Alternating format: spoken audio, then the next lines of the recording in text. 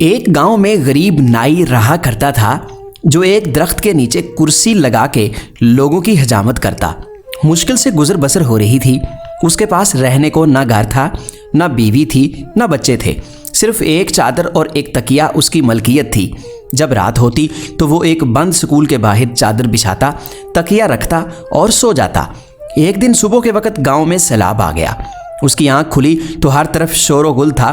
وہ اٹھا اور سکول کے ساتھ بنی ٹینکی پر چڑھ گیا، چادر بچھائی، دیوار کے ساتھ تکیہ لگایا اور لیٹ کر لوگوں کو دیکھنے لگا۔ لوگ اپنا سامان، گھر کی قیمتی اشیاء لے کر بھاگ رہے تھے۔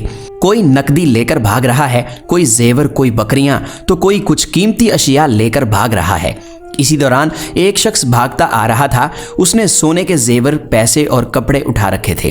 جب وہ شخص اس نائی کے پاس سے گزرا اور اسے سکون سے لیٹے ہوئے دیکھا تو غصے سے بولا، اوئے ساڈی ہر چیز اجڑ گئی ہے، ساڈی جان تے بنی ہے تے توں ایتھے سکون نال لما پیا ہویا ہے۔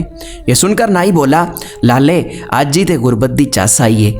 جب میں نے یہ کہانی سنی تو ہنس پڑا، مگر پھر ایک خیال آیا کہ شاید روز محشر کا منظر بھی کچھ ایسا ہی ہوگا، جب تمام انسانوں سے حساب لیا جائے گا۔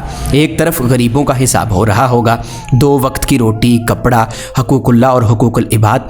ایک طرف امیروں کا حساب ہو رہا ہوگا، پلازے، دکانیں، فیکٹریاں، گاڑیاں، بنگلے، سونا اور زیورات، ملازم، پیسہ، حلال و حرام، عیش و آرام، زکوٰۃ، حقوق اللہ، حقوق العباد۔